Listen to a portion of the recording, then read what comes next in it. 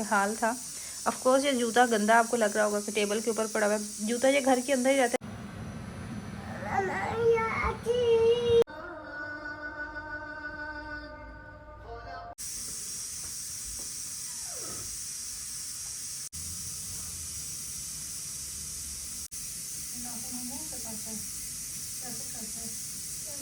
अस्सलाम वालेकुम beautiful people, welcome back to my channel. अभी मैं जागी हूँ रात एक तक, ये जागते रहे हैं बच्चे, क्योंकि अब आज का स्कूल नहीं है। उसके स्कूल के टीचर्स जो हैं वो बीमार हैं, तो ये लेट नाइट तक बर्तन गंदे करते हैं, चीज़ें खा रहे होते हैं। तो इस टाइम उठ के मैंने डिश वॉशर ऑन किया, आधे घंटे पे मैंने इसको सेट किया। आज मुझे जो खाना बनाना था ना, वो गोश्त बनाना था मुझे, तो मैंने सोचा कि मैं अभी के अभी बॉयल करके रख देती हूँ ताकि मेरा काम ख़त्म हो जाए। बहुत ज़्यादा मैसी था किचन, इसको मैंने समेटा है। और ये देखें जी लिविंग एरिया का हाल आप देखें। मेरा सादियार भी कल सेकंड टाइम सो गया था उल्टे टाइम पे, और वो रात को अपने बाबा के साथ इधर बैठा हुआ था। मतलब कल मेरे हस्बैंड को भी छुट्टी थी, वो भी घर थे। मुझे नहीं पता ये रात को किस टाइम सोए, लेकिन जब मैं सुबह उठ गई तो कुछ इस तरीके से हाल था। ऑफकोर्स ये जूता गंदा आपको लग रहा होगा कि टेबल के ऊपर पड़ा हुआ है। जूता ये घर के अंदर ही रहता है, लेकिन फिर भी है तो जूता ही। लेकिन बच्चे ऐसे ही करते हैं। तो अभी ये सारा जो है ना, इसकी समेटा समाटी कर लेते हैं ताकि हम यहाँ पे बैठने। मुझे बहुत अच्छे से याद है, मैंने एक पहले वीडियो अपलोड की थी, काफ़ी अर्सा पहले की ये बात है। उसमें मैं वैक्यूम लगा रही थी अपने घर में, तो वो मैं डिटेल में सफाई भी नहीं कर रही थी, बस ऐसे ही डेली जैसे लग रहा होता है कि इतना ज़्यादा मैस नहीं है, तो थोड़ा सा हल्का सा बस टच दे देते हैं कि आपका माइंड भी रिलैक्स हो जाता है। आपका घर जो थोड़ा बहुत आपको मैस नज़र आ रहा होता है ना, मतलब मैस आपको क्या नज़र आता है, गंद आपको क्या नज़र आता है, बाल गिरे होते हैं। जो ज़्यादा आपको यहाँ के घरों में फ़र्श पे जो नज़र आती है ना चीज़, वो होते हैं बाल जो आपके सर के झड़ रहे होते हैं, बच्चों के झड़ रहे होते हैं। वो हमें क्लीन करना होता है। मुझे तो मेरा तो ये मुझे वो कहीं पे भी नज़र आता है तो मुझे लगता है कि मेरा घर जो है ना, इसको क्लीनिंग की ज़रूरत है। खैर बात मैं कर रही थी उस वीडियो की, तो मैं हल्का हल्का कर रही थी और बच्चे खेल रहे थे। वीकेंड था गालबन वो भी, तो बच्चों के टॉयज़ इधर उधर पड़े हुए थे। मुझे जैसे जगह मिल रही थी मैंने थोड़ा बहुत उनको समेटा और मैं कर दिया। उस वीडियो को मैंने अपलोड किया था टिकटॉक पे पार्ट्स की सूरत में। अच्छा, अगर आप लोगों ने अभी तक मुझे टिकटॉक पे फॉलो नहीं किया होता, स्क्रीन पे आपको मेरी प्रोफाइल नज़र आ रही है और ये है मेरा यूज़र नेम हफ्सा इकबाल 35। आप सर्च करेंगे तो आपके सामने टिकटॉक पे मेरी प्रोफाइल आ जाएगी। अगर आप चाहते हैं तो आप मुझे वहाँ पे भी फॉलो कर सकते हैं। एनीवेज़, तो वहाँ पे वो जो मेरी वीडियो थी वो हुई वायरल, उस पर अच्छे खासे मुझे व्यूज़ मिले।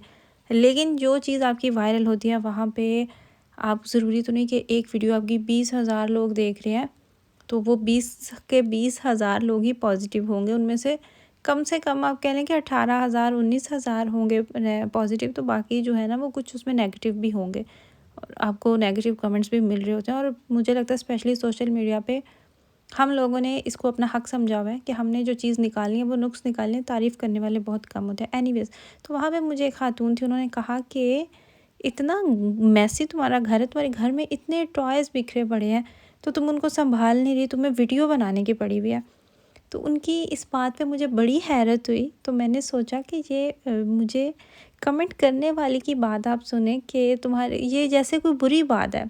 अगर मैं आपको बताऊँ ना, तो मुझे ये चीज़ बहुत प्यारी लगती है, मुझे ये चीज़ अट्रैक्ट करती है कि अभी जैसे मैं सुबह उठ के आई अपने लिविंग एरिया में, तो मुझे इतना प्यार आया ना। वो जो छोटे छोटे से खिलौने थे और स्पेशली वो जो चप्पल टेबल के ऊपर पड़ी हुई थी, मुझे प्यार ये आया कि मासूम ज़ेन आप देखिए, उसको तो नहीं पता कि मैंने इसको किस जगह पे रखना है। उसको तो ये मेरे खिलौने यहाँ पे पड़े, मेरा जूता भी है, मेरा है, तो इसने यहाँ पे ही आना है। तो इस तरह की जो चीज़ें होती हैं ना, वो क्रिटिसाइज़ करने के लिए नहीं होती। जिन लोगों के बच्चे नहीं हैं, अल्लाह ताला सबको दें, तो उन लोगों से आप इस तरह की चीज़ें पूछें ना, तो इस तकलीफ़ का आपको अंदाज़ा होगा कि ये कितनी बड़ी ब्लेसिंग है।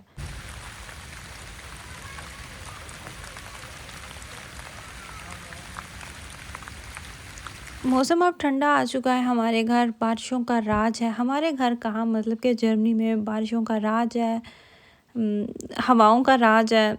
धूप का राज नहीं है, धूप नहीं निकलती, निकलती भी है तो थोड़ा सा सूरज आपको अपनी शक्ल दिखाता है, फिर गायब हो जाते हैं। कपड़े आपके हीटरों पे ड्राई हो रहे होते हैं, वरना कुछ लोग जो है वो उन्होंने ड्रायर रखे होते हैं। और मैं यहाँ पे बात मेंशन कर दूँ, मैंने जिस वीडियो में जिक्र किया था कपड़े ड्राई होने का मसला, तो मुझे उस पर आप लोगों की तरफ से सजेशन आई कि आप ड्रायर ले लें।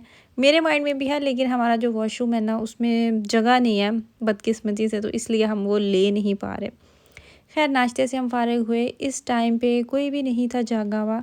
अब राज का मुसलसल स्कूल ऑफ चल रहा है, उसके जो टीचर्स हैं वो बीमार हैं।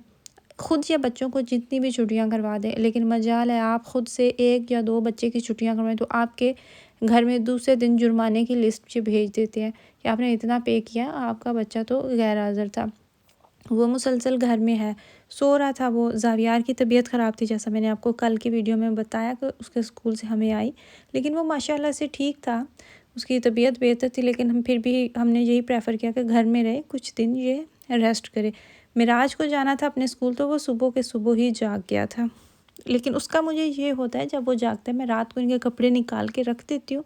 और इस तरह की सारी आसानियाँ हैं, चीज़ें हैं कि बच्चे ख़ुद भी अपना नाश्ता आराम से बना लेते हैं। या तो उसको नुटेला ब्रेड खानी होती है या फिर चीज़ ब्रेड खानी होती है, तो वो जो सैंडविच मेकर रखा हुआ है उसके अंदर अपनी ब्रेड गर्म करते हैं और बड़ी आसानी से वो अपना नाश्ता ख़ुद भी बना सकता है। बच्चे ज़रा बड़े हो जाए ना तो ये सहूलत हो जाती है माशाल्लाह से। आज के दिन छोटे छोटे करने वाले मेरे काफ़ी ज़्यादा काम थे। पास्ता काफ़ी दिनों से ला के रखा हुआ था, इनको सब कंटेनर्स में डालना था, इसको साइड पे करना था। फिर मुझे आज खाना बनाना था। जिस दिन खाना बनाना होता है ना, उस दिन भी मुझे लगता है कि मुझे बहुत काम है। तो मेरी फिर यही माइंड में ये चीज़ चल रही होती है कि ये काम करना है तो इसको अभी के अभी कर लो, बाद में इसको क्या छोड़ना है। नाश्ते से मैं जब फ़ारिग हुई ना, थोड़े बहुत और घर के जो क्लीनिंग वगैरह की ख़त्म किया, तो मुझे लगा कि मैं यहाँ पे ना अपना जो खाना है इसको मैं रेडी कर लूँ, मैं जो सालन है वो बना लूँ। फिर मेरे हस्बैंड की जॉब की टाइमिंग भी इसी तरीके से है कि वो लंच करके जाते हैं, तो इसलिए अर्ली लंच चल रहा होता है।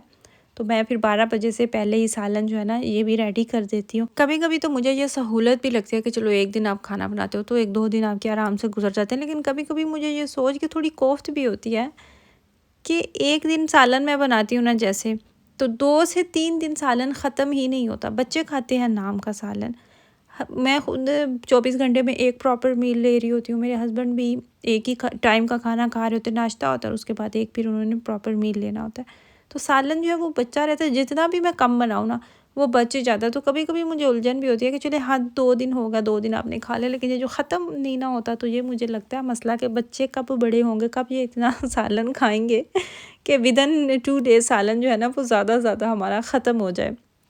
वेस्ट करने पे दिल नहीं करता, वो तो माइंड एक्सेप्ट ही नहीं करता इस चीज़ को कि खाना जो है ना वो रिस्क वो आप वेस्ट करें। रोटी बच जाती है, ज़ावियार है तो वो उल्टे टाइम पे बनवा के खा रहा होता है, तो वो भी मेरे माइंड में बड़ा गिल्ट होता है, उसकी ब्रेड अक्सर बच जाती है। तो चिड़िया भी नहीं है, पानी भी नहीं है कि बंदा कहाँ पे बहा दे। तो आप लोग मुझे बताएंगे कि किस तरीके से हम जो रोटी है वो कूड़े में ना फेंकें तो हमें गुनाह भी ना मिले, मतलब हमारा वो जो गिल्ट है ना वो काफ़ी हद तक वो कम हो जाए कि इस एटलीस्ट कूड़े में नहीं गया। खैर सालन हमारा यहाँ पे बन चुका था, आलू गोश्त। आई रियली होप कि आपको वीडियो अच्छी लगी हो।